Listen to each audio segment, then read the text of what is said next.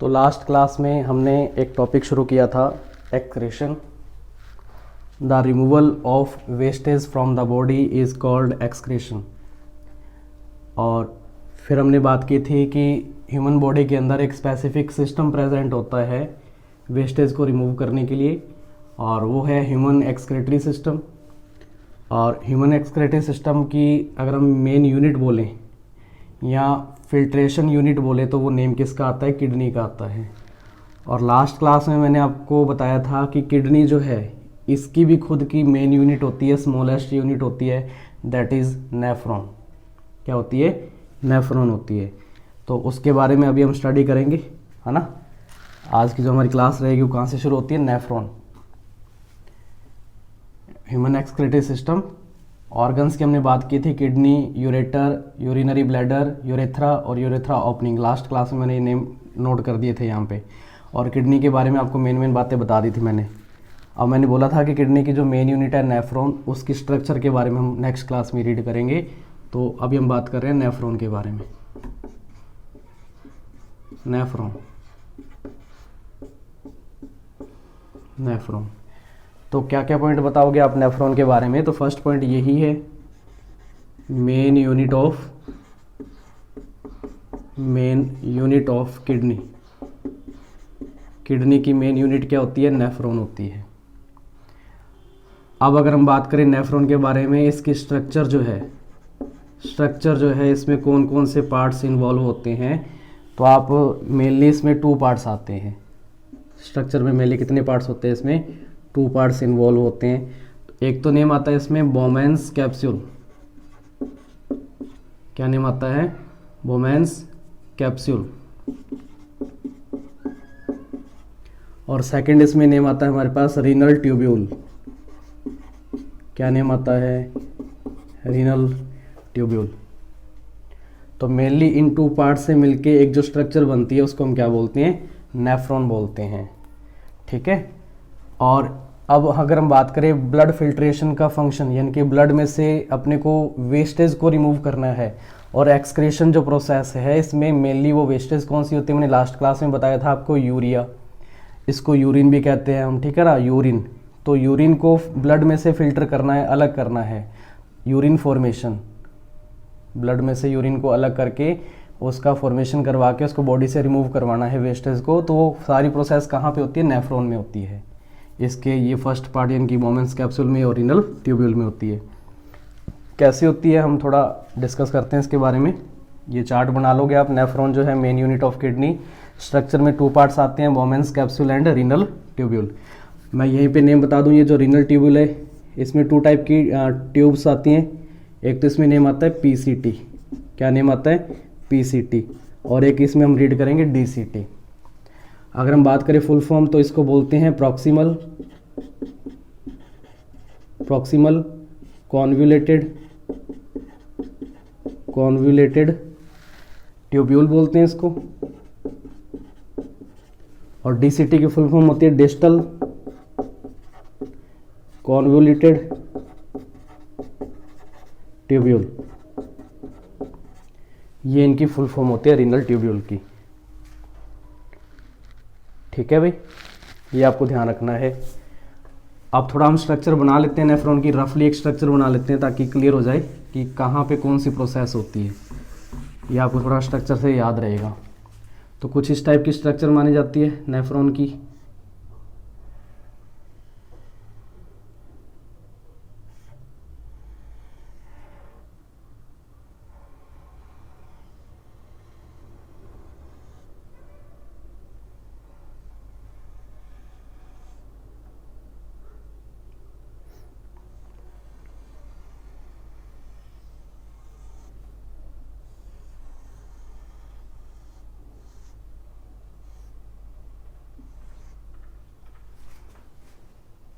ठीक है।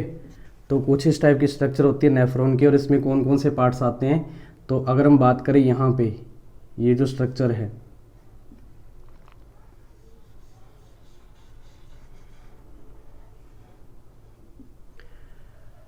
ये जो पार्ट है, ये वाला कप लाइक स्ट्रक्चर आप देख पा रहे हो, ये जो कप लाइक स्ट्रक्चर है इसको हम बोलते हैं बोमेन्स कैप्सूल।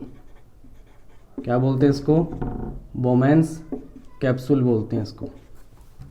और वहीं पे जो मैंने रीनल ट्यूब्यूल के नेम बताए थे, पीसीटी एंड डीसीटी, तो बोमेंस कैप्सूल के जो पास वाली ट्यूब्यूल होती है इसको पीसीटी बोलते हैं, और इससे जस्ट जो थोड़ा फार अवे होती है इसको हम बोलते हैं डीसीटी। यहाँ पे एक लूप होता है, इसको बोलते हैं loop of Henle. Loop of Henle ये साइंटिस्ट का नेम है, इन्हीं के नेम पे ये लूप का नेम रखा हुआ है, लूप ऑफ हेनले। और ये लास्ट में ये जो पोर्शन रहता है ये वाला, इसको बोलते हैं कलेक्टिंग डक्ट। क्या बोलते हैं? कलेक्टिंग डक्ट बोलते हैं इसको। तो ये नेफ्रॉन की स्ट्रक्चर है। और बोमेंस कैप्सूल में ये जो आप टफ्ट ऑफ कैपिलरीज देख पा रहे हो, देखो इसके लिए क्या टर्म बोली मैंने, इसको बोलते हैं टफ्ट ऑफ कैपिलरीज। ये कैपिलरीज का एक गुच्छा है ना, टफ्ट बोलते हैं। और इसका नेम क्या है? इंपॉर्टेंट है, ध्यान रखोगे, इसको बोलते हैं ग्लोमेरुलस। क्या बोलते हैं इसको? ग्लोमेरुलस बोलते हैं। ठीक है भाई, ये आपको इसमें टर्म ध्यान रखनी होती है।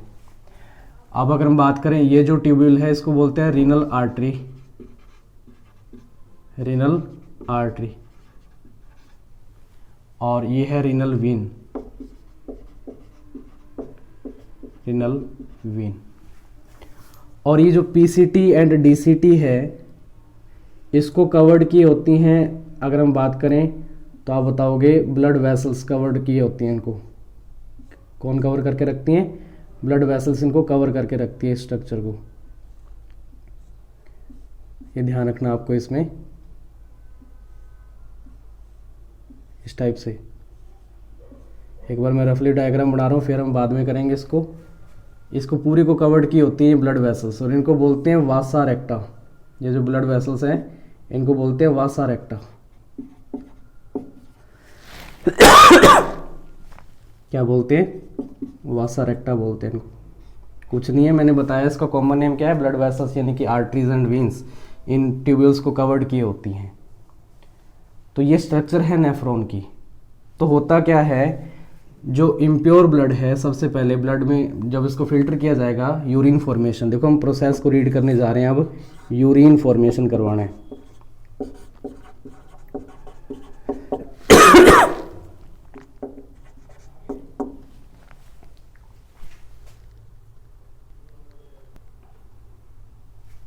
यूरिन फॉर्मेशन में क्या होता है, ये प्रोसेस 3 स्टेप्स में कंप्लीट होती है। कितने स्टेप में कंप्लीट होती है यूरिन फॉर्मेशन की जो प्रोसेस है? 3 स्टेप में। एक तो इसमें हम रीड करेंगे, नेम आता है अल्ट्रा फिल्ट्रेशन। क्या नेम आता है? Ultra filtration. इसमें नेम आता है रीअब्जॉर्प्शन।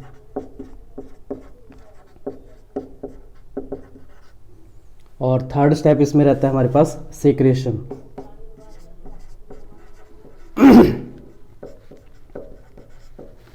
तो इन 3 स्टेप्स में क्या है, यूरिन फॉर्मेशन होता है, जो है ब्लड में से इम्प्योरिटीज यूरिन को अलग किया जाता है इन 3 स्टेप्स में। आपसे पूछा जाए अल्ट्रा फिल्ट्रेशन ये प्रोसेस कहाँ होती है, तो आप बताओगे ये बोमेंस कैप्सूल में, जो ये टफ्ट ऑफ कैपिलरीज है जिसको हम कहते हैं ग्लोमेरुलस, यहाँ पे ये प्रोसेस होती है अल्ट्रा फिल्ट्रेशन की। तो अल्ट्रा फिल्ट्रेशन कहाँ पे होता है, आप बताओगे ग्लोमेरुलस में होता है। अल्ट्रा फिल्ट्रेशन कहाँ होता है? ग्लोमेरुलस में होता है। और अल्ट्रा फिल्ट्रेशन में मतलब क्या है, क्या चीज़ फिल्टर होती है, तो अपने कहते हैं जो हमारे नीड्स, हमारी जो रिक्वायरमेंट्स हैं ब्लड के अंदर से उसको एब्जॉर्ब किया जाता है, ठीक है ना। और वो मटेरियल कुछ भी हो सकता है, देखो हमने कहा था न्यूट्रिएंट्स या जो भी है वो किसके थ्रू पास आउट होता है, ब्लड के थ्रू होता है। तो ब्लड जब यहाँ तक ट्रैवल करेगा, यहाँ तक रीच करेगा, तो उसके साथ जो है कुछ कंपोनेंट्स जो होते हैं, न्यूट्रिएंट्स होते हैं, वो भी साथ में आएंगे। और वो न्यूट्रिएंट्स क्या हो सकते हैं, ग्लूकोज हो सकते हैं, अमाइनो एसिड हो सकता है ना, कुछ भी, यानी कि जो हमारे नीड है जो भी हमारे लिए, वो उसके क्या करते हैं, सारे ब्लड में वो मिक्स होती है। अब यहाँ से अल्ट्रा फिल्ट्रेशन होने के बाद वो जो बाकी की वेस्टेज होगी वो आगे मूव करेगी, ग्लोमेरुलस से आगे मूव करेगी, और कौन से पार्ट में आती है, पीसीटी एंड डीसीटी में आती है। और यहीं पे नेक्स्ट प्रोसेस होती है आपकी, नेक्स्ट स्टेप नेम क्या है, रीअब्जॉर्प्शन। आपसे पूछा जाए रीअब्जॉर्प्शन कहाँ पे होता है, तो आप बताओगे पीसीटी एंड डीसीटी में होता है। रीअब्जॉर्प्शन कहाँ पे होता है, पीसीटी और डीसीटी में होता है। उसके बाद लास्ट पोर्शन जो रह गया कलेक्टिंग डक्ट, यहाँ पे बिल्कुल एंडिंग पार्ट है नेफ्रॉन का और यहीं पे वेस्टेज रह जाती है, ओनली यूरिन रह जाता है, इसको कलेक्ट किया जाता है। और लास्ट में सिक्रेशन जो है कलेक्टिंग डक्ट से होते हुए ये जो वेस्टेज है ये आगे पास होती रहती है। और ये जो वर्क है ये किसका होता है, यूरिनरी ब्लैडर। यूरिनरी ब्लैडर के थ्रू क्या होता है, जो वेस्टेज को सीक्रेट कर दिया जाता है। तो अल्ट्रा फिल्ट्रेशन कहाँ पे हुआ, ग्लोमेरुलस में। और ग्लोमेरुलस में फिल्टर होने के बाद जो आगे मूव होता है, जो भी वेस्टेज वगैरह हम कह लें, वो क्या होता है, उसको बोलते हैं फिल्ट्रेट। क्या बोलते हैं, फिल्ट्रेट बोलते हैं, ध्यान रखना। यानी कि यहाँ से छनने के बाद, फिल्टर होने के बाद जो भी मटेरियल इस पीसीटी में आता है और पीसीटी से ये लूप ऑफ हेनले में होता है वो डीसीटी में जाता है, इसको क्या बोलते हैं, हम फिल्ट्रेट बोलते हैं। और अगर उसके बाद भी कुछ हमारे काम की चीज़ है, उसको हमें एब्जॉर्ब करना है, तो वो रीएब्जॉर्प्शन कहाँ पे होता है, पीसीटी और डीसीटी में होता है। ठीक है। वाटर की अगर हम बात कर ले, अगर हमने एक्सेस अमाउंट में वाटर रैंक कर रखा है तो उसको वापस रीएब्जॉर्ब करने का फंक्शन किसका होता है, पीसीटी एंड डीसीटी का होता है।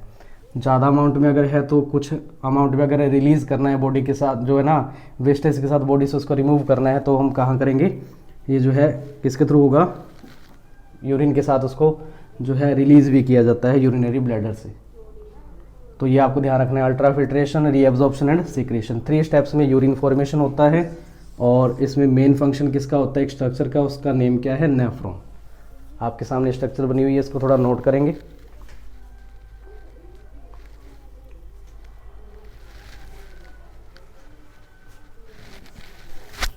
ये आपको ध्यान रखना है, नेफ्रॉन की स्ट्रक्चर एग्जाम के लिए इंपॉर्टेंट रहती है। ठीक है।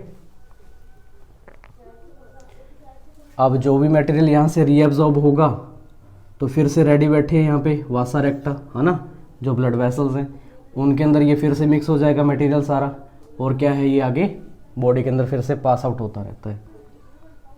ब्लड में मटेरियल डिजोल्व होने के बाद जो है ये आगे पास होता रहता है, ये आपको ध्यान रखना है। ठीक है। नेफ्रॉन की स्ट्रक्चर, बोलो इसमें कोई डाउट है तो, अगर कोई डाउट है तो आप कमेंट कर सकते हैं, हम आगे बढ़ते हैं। तो नेफ्रॉन जो स्ट्रक्चर है इसके थ्रू यूरिन फॉर्मेशन हो जाता है। अब ये यूरिन जो है आगे पास होगा, ट्यूब लाइक स्ट्रक्चर, है ना, ट्यूब लाइक स्ट्रक्चर, किडनी के अंदर ये सब प्रोसेस हो जाती है यूरिन फॉर्मेशन की। तो उसके बाद ये जो वेस्टेज है ये आगे किस में जाती है, यूरेटर में जाती है। यूरेटर क्या है, 1 पेयर होती है, 1 पेयर ट्यूब लाइक होती है ये, है ना।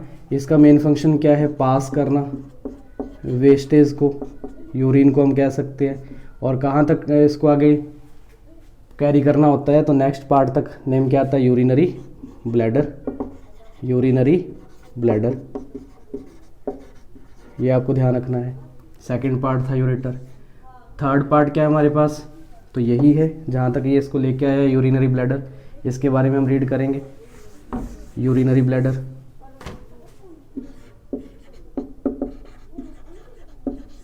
यूरिनरी ब्लैडर, यूरिनरी ब्लैडर के बारे में 1-2 बातें आपको ध्यान रखनी है। कैसा ऑर्गन होता है, मस्कुलर ऑर्गन है। यूरिनरी जो ब्लैडर है ये कैसा ऑर्गन है, मस्कुलर ऑर्गन है। तो क्या होता है, नर्वस कॉन्ट्रैक्शन होता है इसमें, नर्वस कॉन्ट्रैक्शन होता है इसमें। तो जो वेस्टेज है यूरिनरी ब्लैडर के थ्रू, जो कि एक मस्कुलर ऑर्गन है, नर्वस कॉन्ट्रैक्शन जब इसमें होता है तो एक प्रेशर एक्सर्ट होता है, एक्सपेंशन होता है इस ऑर्गन में, यूरिनरी ब्लैडर में, और वेस्टेज को आगे पास किया जाता है। और नेक्स्ट ऑर्गन कौन सा था, यूरेथ्रा। क्या नेम आता है, यूरेथ्रा। और यूरेथ्रा से आगे पास होता है नेक्स्ट ऑर्गन में, नेम क्या आता है, यूरेथ्रा ओपनिंग।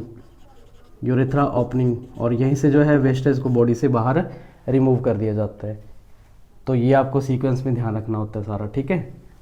नेक्स्ट हम बात करते हैं इसमें मेनली क्या है, इसको नोट करोगे आप।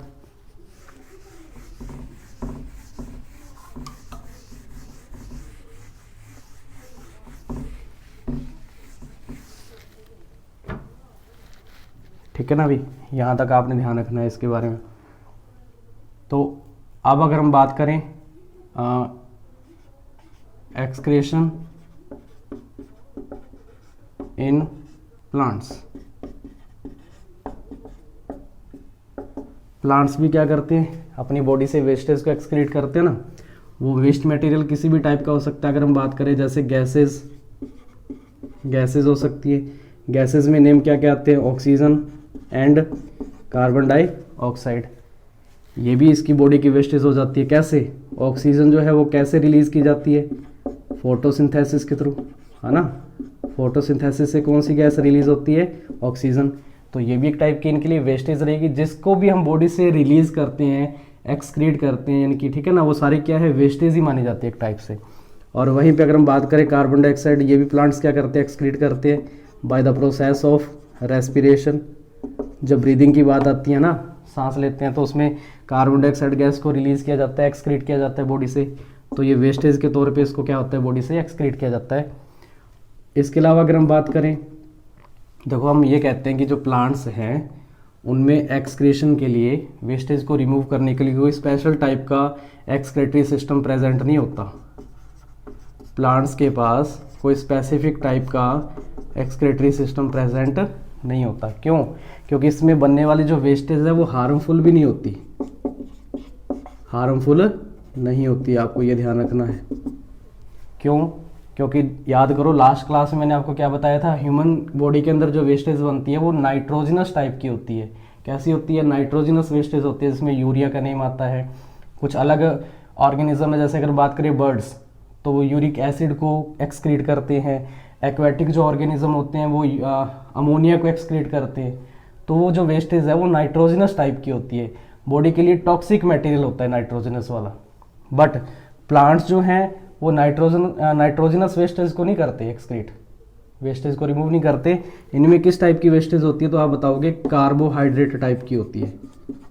कैसी होती है, कार्बोहाइड्रेट टाइप की वेस्टेज इनमें रहती है, जो कि इतनी ज़्यादा हार्मफुल नहीं होती है, आपको ध्यान रखना है, ठीक है। और अगर हम बात करें वेस्टेज के बेस पे, तो प्लांट है क्या एक्सक्रीट करते हैं, तो एक नेम आता है रेजिन। क्या नेम आता है, रेजिन। आप बताओगे गम, गोंद जो होती है ना, ये क्या है, प्लांट की वेस्टेज होती है एक टाइप की, अपने कहते हैं। रेजिन हो गया, गम हो गया।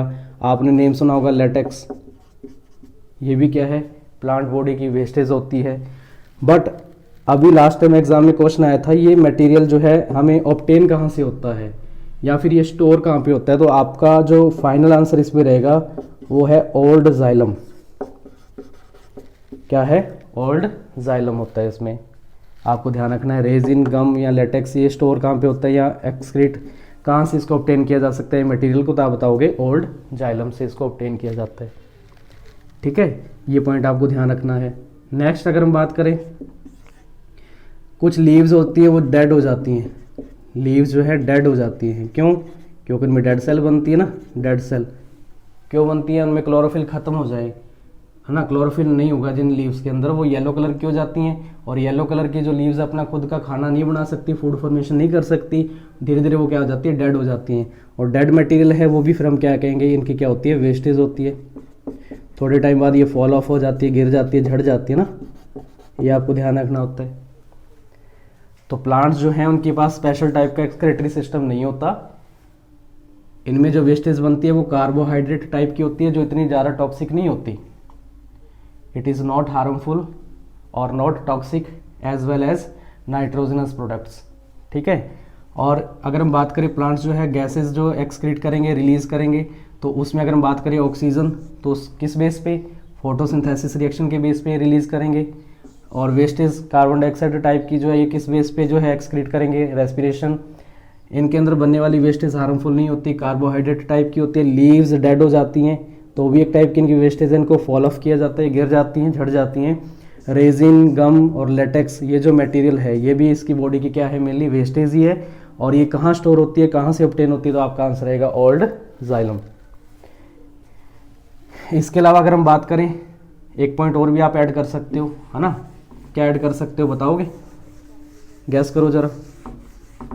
वीडियो को पॉज करके पहले थोड़ा सोचो, फिर बताओ क्या आंसर रहेगा, वेस्टेज के बेस पे क्या एक्सक्रीट कर सकते हैं प्लांट्स। तो आपका आंसर रहेगा ये 6 नंबर पॉइंट है आपका वाटर। भाई अगर प्लांट ज़्यादा पानी पी लें, है ना, तो उसको भी तो रिलीज़ करना पड़ेगा वाटर। ये भी क्या रहती है, एज अ वेस्टेज बॉडी के अंदर कहीं ना कहीं स्टोर हो सकती है। तो इसको एक्सक्रीट करना होगा, रिलीज़ करना होगा। कैसे रिलीज़ किया जाएगा, तो आप बताओगे ये स्टोमेटा के थ्रू होगा, है ना। Excessive amount of water is release out in the form of water droplet from the leaves, है ना। स्टोमेटा के थ्रू ये प्रोसेस होती है। इनकी जो लीव्स की जो मार्जिन होती है, मार्जिन समझते हो क्या होता है, मार्जिन किसको बोलते हैं, मार्जिन किसको बोलते हैं भाई, ये जो किनारे होते हैं इनको मार्जिन बोलते हैं अपने। तो यहाँ से जो है वाटर एक्सक्रीट होता रहेगा। कौन सी प्रोसेस के थ्रू ये होता है, रिलीज किया जाएगा, तो आप बताओगे ट्रांसपीरेशन, है ना। कौन सी प्रोसेस के थ्रू होता है, ये ट्रांसपीरेशन के थ्रू ऐसा होता है। ये आपको बताना होता है। इसमें हम प्लांट्स में बात कर रहे हैं एक्सक्रीशन के बारे में। कुछ हमारे पास 6 पॉइंट्स इसमें इंपॉर्टेंट रहेंगे। दोबारा इसको रीड करना अच्छे से, कोई डाउट हो तो पूछ लेना, है ना। इसको नोट करो आप।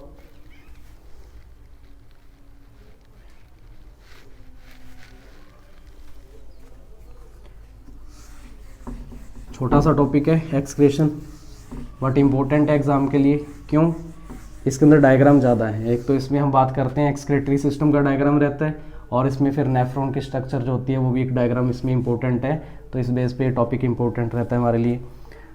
अभी क्या है, एक नोट लगा के आप ये चीज़ समझोगे, ठीक है ना। देखो हमने लास्ट टाइम बात की थी ब्लड को फिल्टर करने के लिए। ब्लड को फिल्टर किया जाता है। फिल्टर करने का मतलब क्या, उसमें से सेपरेट किया जाता है किसको, यूरिन को, है ना। यूरिन फॉर्मेशन होती है, तो यूरिन को अलग करने के लिए ब्लड में से, यानी कि ब्लड को फिल्टर करने के लिए किसका रोल होता है मेनली, तो आपने बताया था, आपने सीखा है किडनी। ब्लड को फिल्टर करने का मेन फंक्शन किसका होता है, किडनी का। लंग्स में कार्बन डाइऑक्साइड को प्योरी मतलब अलग किया जाता है ना, ऑक्सीजन की रेट को बढ़ाया जाता है। और अगर हम बात करें किडनी, इसमें यूरिन फॉर्मेशन होता है, यानी कि ब्लड को जब फिल्टर करने के बाद आती है तो उसमें से यूरिन को अलग किया जाता है। वहाँ पे कार्बन डाइऑक्साइड की अमाउंट को कम करके वहाँ पे ऑक्सीजन की डिमांड को बढ़ाया जाता है लंग्स के अंदर। तो किडनी के थ्रू ब्लड को फिल्टर करके यूरिन फॉर्मेशन किया जाता है। अगर कंडीशन आ जाए कि किडनी फेल हो जाए, है ना, किडनी फेलियर, तब क्या कंडीशन रहेगी, किडनीज अपना वर्क करना बंद कर दे तो क्या होगा, ब्लड फिल्टर नहीं हो पाएगा। तो जब ब्लड फिल्टर नहीं होगा तो क्या नहीं बन पाएगा, यूरिन फॉर्मेशन नहीं हो पाएगा। यूरिन फॉर्मेशन नहीं होगा तो बॉडी के अंदर वेस्टेज स्टोर होती रहेगी। वेस्टेज स्टोर होगी तो ये क्या है, एक टॉक्सिक मटेरियल है, मैंने बताया नाइट्रोजनस टाइप का प्रोडक्ट है, बॉडी के लिए हार्मफुल रहेगा। डिफरेंट टाइप के डिजीज हो सकते हैं। तो किडनी फेलियर जब कंडीशन आती है तो इस कंडीशन में क्या होता है, एक आर्टिफिशियल मेथड यूज में लिया जाता है। क्या यूज में आएगा, आर्टिफिशियल मेथड यूज में आता है ना। तो आर्टिफिशियली जो मेथड यूज में आता है उसको बोलते हैं हीमोडायलिसिस। क्या बोलते हैं, हीमोडायलिसिस बोलते हैं इसको। और इसी का ही अदर नेम होता है, इसको बोलते हैं आर्टिफिशियल किडनी। क्या बोलते हैं इसको, आर्टिफिशियल किडनी बोलते हैं, हीमोडायलिसिस या आर्टिफिशियल किडनी। इसमें क्या होता है ना, आर्टिफिशियली ये सारी प्रोसेस होगी जिसमें ब्लड को फिल्टर किया जाएगा। तो आपको मैं मेन पॉइंट बता देता हूँ। ये आपका जो येलो कलर के बॉक्स होते हैं ना बुक के अंदर, उसमें बता रखा होता है डिड यू नो लिख के, है ना। तो ये क्या है, हीमोडायलिसिस की जो प्रोसेस है, इसमें जो मशीन यूज में आती है वो कौन सी मशीन होती है, तो आप बताओगे डायलाइजिंग मशीन। कौन सी मशीन यूज में आती है, डायलाइजिंग मशीन यूज में आती है। उसमें जो सॉल्यूशन फील्ड होता है तो वो भी क्या होता है, उसको डायलाइजिंग सॉल्यूशन बोला जाता है। क्या बोलते हैं, डायलाइजिंग सॉल्यूशन बोला जाता है। ये जो डायलाइजिंग सॉल्यूशन है जिस मशीन में फिल होता है वो सिलेक्ट SPM टाइप की होती है। क्या होती है, SPM, सेलेक्टिवली परमिएबल मेम्ब्रेन। जिसमें से ब्लड को पास होना होता है जिस मशीन में से, उसमें एक मेम्ब्रेन लगी होती है और उसको हम क्या बोलते हैं, सिलेक्टिवली परमिएबल मेम्ब्रेन बोलते हैं। और फिर वो जो ब्लड है वो किस में आगे पास होगा, तो इस सॉल्यूशन में आएगा। नेम क्या है, डायलाइजिंग सॉल्यूशन। अब बात ये आती है बॉडी से ब्लड को कैसे लिया जाएगा, जो इस मशीन में से होके जाएगा। तो ब्लड कहाँ से लिया जाता है, तो आप बताओगे रीनल आर्टरी में से, रीनल आर्टरी, इसमें इम्प्योर ब्लड होता है। सर आप ही तो कह रहे थे लास्ट टाइम, बताया था कि आर्टरी जो है प्योर ब्लड को सप्लाई करती है। हाँ, हमने डिफरेंस देखा था ये बिल्कुल। आर्टरी का फंक्शन क्या होता है? प्योर ब्लड को सप्लाई करना। बट ये कौन सी आर्टरी है? Renal artery. लास्ट टाइम हमने एक आर्टरी रीड की थी, पल्मोनरी आर्टरी, वैसे ही रीनल आर्टरी, ये दोनों क्या है? एक्सेप्शन रहते हैं। रीनल आर्टरी में इम्प्योर ब्लड होता है जो किस मशीन के थ्रू पास होगा? Dialysing machine. और इसमें एक सॉल्यूशन होता है, नेम क्या आता है? Dialysing solution. और इसमें एक मेम्ब्रेन लगी होती है जिसके थ्रू ब्लड को फिल्टर किया जाता है और फिर से बॉडी के अंदर इसको इंजेक्ट किया जाएगा रीनल वीन के थ्रू। रीनल वीन के थ्रू इसको बॉडी के अंदर इंजेक्ट किया जाता है। सर कहोगे अब प्योर ब्लड आ गया तो वो वीन के थ्रू कैसे सप्लाई हो रहा है? तो ये भी क्या है? एक्सेप्शन है। रीनल आर्टरी भी एक्सेप्शन है, रीनल वीन भी एक्सेप्शन है। ये तो इम्प्योर ब्लड को लेके आ रही है इस मशीन के अंदर, और इस मेम्ब्रेन के थ्रू जो पास आउट हो रहा है प्योर ब्लड, वो किस में आता है? रीनल वीन में आता है। देखो क्या होता है, प्योर ब्लड जब रीनल वीन के थ्रू पास आउट होगा तो मैंने बताया था कि वीन से जो भी ब्लड है वो सबसे पहले किधर एंटर करेगा? कहाँ से टिकट लेके जाएगा अपनी? पास टिकट कहाँ से लेके जाएगा? तो आप बताओगे हार्ट से। वीन से जो भी ब्लड जाता है, सप्लाई होता है, किधर होता है? हार्ट की तरफ होता है। कहने का मतलब अगर अभी भी कुछ वेस्टेज रह जाती है, इस मेम्ब्रेन से पास होने के बाद भी ब्लड में कुछ इम्प्योरिटीज़ रह जाती हैं, कोई है ना मिक्सचर टाइप का कुछ रह जाता है, तो उसको फिल्टर किया जा सके, प्योरीफाई किया जा सके, इसके लिए वीन के थ्रू क्या होता है? ब्लड को हार्ट तक लेके जाया जाता है, हार्ट तक कैरी किया जाता है रीनल वीन के थ्रू। ये आपको ध्यान रखना होता है ना। वन डे में अगर एक दिन की बात करें तो 180 लीटर जो है ब्लड फिल्ट्रेशन होता है। कितना ब्लड फिल्ट्रेशन होता है? 180 लीटर। अगर हम बात करें, नेम सुनने में ये डिजिट बड़ी लग रही होगी आपको, लेकिन ये ऐसे ही होती है प्रोसेस। 180 लीटर तक का जो है ब्लड फिल्टर किया जाता है। ठीक है, तो ये है हीमोडायलिसिस के बारे में। आई होप कि आपको समझ में आया होगा टॉपिक। ठीक है ना, कोई डाउट हो तो कमेंट करके बताना मेरे को। ठीक है भाई, करो इसको नोट। हमारी मेन हेडिंग चल रही है, टॉपिक चल रहा है excretion, removal of wastage from the body. अब जो है ह्यूमन बॉडी भी वेस्टेज को रिमूव करती है, प्लांट भी वेस्टेज को रिमूव करती है। ह्यूमन बॉडी के अंदर वेस्ट मटेरियल जो होता है नाइट्रोजनस टाइप का होता है, जो कि एज अ यूरिया, जिसको हम यूरिन भी कह रहे थे, वो उसको एक्सक्रीट किया जाएगा। वैसे ही प्लांट्स में कुछ गैसेज, वाटर, गम, रेजिन, ये टाइप का वेस्टेज थी, उसको क्या किया जाता है? रिमूव किया जाता है बॉडी से, प्लांट बॉडी से। तो ह्यूमन बॉडी के अंदर तो इसके लिए स्पेशल टाइप का सिस्टम होता है जिसको हम कह रहे थे ह्यूमन एक्सक्रीटरी सिस्टम। और वहाँ पे हमने ऑर्गन्स की बात की थी, किडनी, है ना। फिर हम बात कर रहे थे यूरेटर, यूरिनरी ब्लैडर और यूरेथ्रा वगैरह। और लेकिन प्लांट्स में स्पेशल टाइप कैसे वो प्रेजेंट नहीं होते अगर हम बात करें एक्सक्रीटरी ऑर्गन्स की, अगर हम बात करें। उसके बाद हमने क्या सीखा? एक प्रोसेस होती है, नेम आता है हीमोडायलिसिस, या इसको आर्टिफिशियल किडनी भी कहते हैं, है ना। क्या, जब किडनी फेल हो जाती है तो उस प्रोसेस में, उस कंडीशन में क्या किया जाता है? ब्लड को फिल्टर करने के लिए, यानी कि उसमें से यूरिन को अलग करने के लिए आर्टिफिशियल मेथड यूज़ में आ रहा होता है। डायलाइजिंग मशीन के थ्रू जो है इम्प्योर ब्लड को पास किया जाएगा सॉल्यूशन के अंदर, और एक मेम्ब्रेन से इसको पास किया जाता है, नेम आता है semi permeable membrane.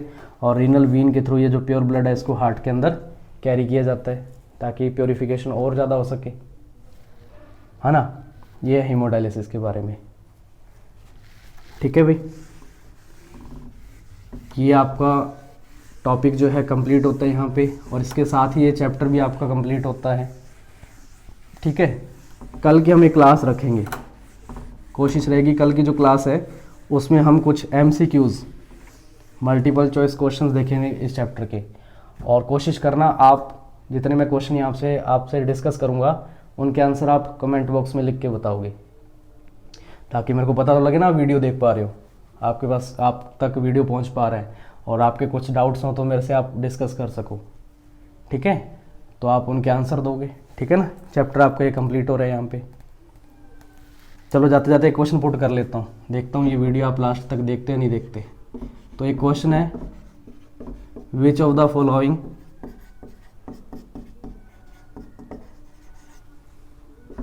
is not a part of circulatory system। इनमें से कौन सा जो है पार्ट नहीं है सर्कुलेटरी सिस्टम का। ठीक है, आपके पास ऑप्शन है, first is blood. Second option आपके पास ह्यूमन हार्ट, या हार्ट मैंने लिख दिया इसको। थर्ड ऑप्शन है आपके पास ब्लड वेसल्स। और फोर्थ ऑप्शन आपके पास रहेगा किडनी। ठीक है, तो ये आपके पास जो है 4 ऑप्शन रहेंगे। राइट आंसर क्या रहेगा इसमें बताना ज़रा कि सर्कुलेटरी सिस्टम का पार्ट कौन सा नहीं है इनमें से। ठीक है ना, तो ये 4 ऑप्शन आपके सामने, इनको आप अच्छे से देख के और आंसर करोगे कमेंट बॉक्स में। ठीक है भाई, तो आज के सेशन को यहीं पे एंड करते हैं। Thank you.